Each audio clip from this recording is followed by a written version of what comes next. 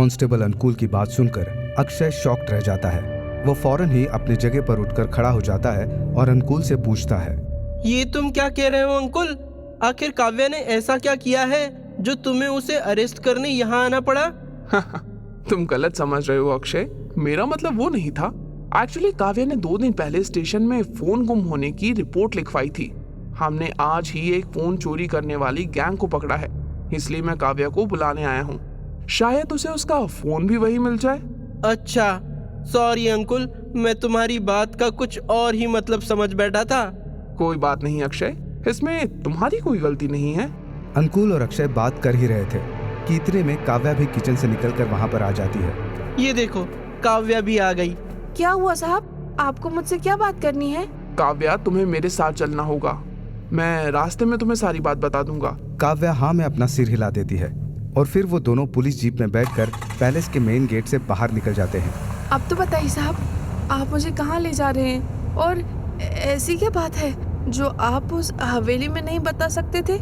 काव्या, मैंने तुमसे सविता जी के घर की चाबी ढूंढने के लिए कहा था, क्या तुम्हें वो मिली? नहीं साहब, मैंने उसे हर जगह ढूंढ लिया, लेकिन उनके घर की चाबी कहीं नहीं मिली।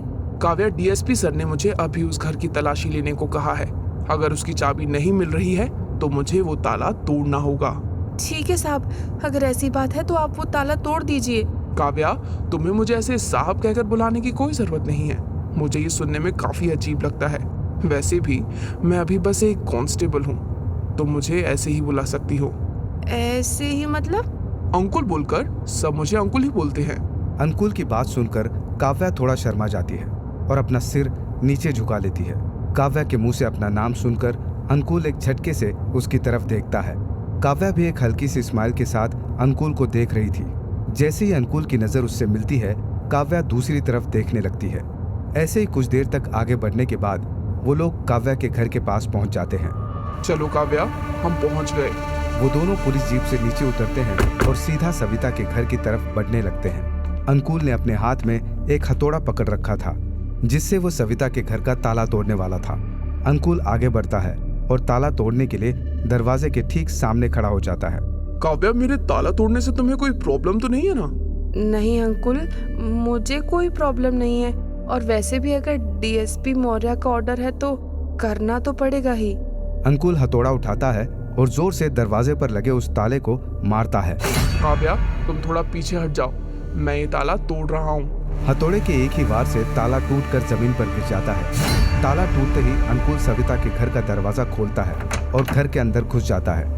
अंदर जाते ही अंकुल थोड़ा हैरान हो जाता है। अंकुल घर को देख ही रहा था कि इतने में काव्या भी अंदर आ जाती है। काव्या, क्या तुम्हें पूरा विश्वास है कि ये घर इतने दिनों से बंद पड़ा हुआ था? देखकर तो लग रहा है जैसे अभी अभी किसी ने इसकी सफाई की है। सविता का घर अभी पूरी तरह से साफ हो चुका था। कहीं पर कोई निशान भी नहीं बचा था। कल फर्श पर जो रंगोली और तंत्र मंत्र का सामान पड़ा हुआ था, वो सब गायब हो चुका था। काव्या, तुम मेरी बात तो सुन रही हो ना? हाँ, मुझे अच्छी तरह मालूम है, ये घर पिछले 10 दिनों से बंद पड़ा हुआ है। सविता दीदी बस सफाई करने के लिए इसका दरवाजा खोलती थी। भले ही वो यहाँ नहीं रहती थी, लेकिन इस घर को हमेशा साफ सुथरा रखती थी, इसलिए आपको ऐसा लग रहा है। काव्या की बात सुनने के बाद अंकुल आगे बढ़ता है और पूरे घर की तलाशी लेने लगता है। सविता का घर छोटा सा था, इसलिए अंकुल को उसकी तलाशी लेने में ज्यादा वक्त नहीं लगता। अंकुल पूरा घर का छान मारता है, लेकिन उसके हाथ कुछ भी नहीं लगता, जैसे किसी ने वहां का सारा सामान कहीं छुपा दिया हो। क्या हुआ अंकुल, क्या आपको यहाँ कोई काम की चीज मिली?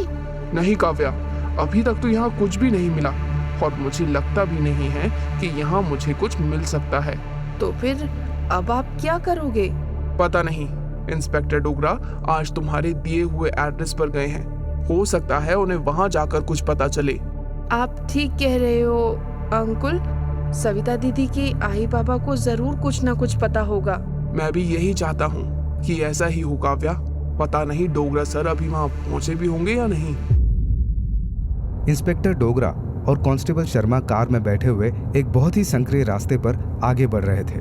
शर्मा जी बड़े ध्यान से धीरे धीरे कार ड्राइव कर रहे थे। सर, अब हमें पैदल ही जाना चाहिए। मुझे नहीं लगता इस रास्ते पर कार आगे जा पाएगी। ठीक है शर्मा जी, अगर आपको ऐसा लगता है तो हम ऐसा ही करेंगे। आप कार को यहीं पार्क कर दीजिए।